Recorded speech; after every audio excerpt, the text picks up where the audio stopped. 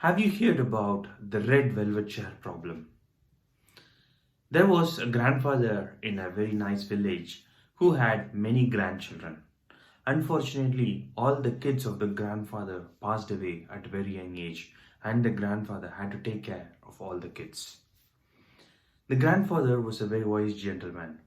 He was well read, he was articulate, he was a critical thinker. Whenever anyone in the house had any problems, they would come to their grandfather and the grandfather could solve it for them. The grandfather liked to do a lot of things. He was a very disciplined person, but he always sat on his red velvet chair. A very nicely built chair made of rosewood, one of the best woods available in the village. It had a velvet coating all around the chair, which made the chair extremely comfortable during warm summers and cold winters. Whatever advice was required, whatever consultation was required, the grandfather always sat on the velvet chair. After several years, the grandfather passed away. The grandkids had to take care of everything on their own.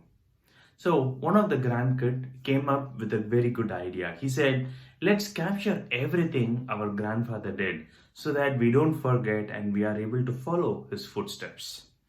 So he came up with a list of things. Our grandfather was well read. He was articulate. He was a critical thinker. He thought before he spoke.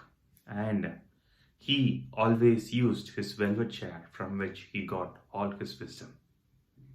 What is your view of this story?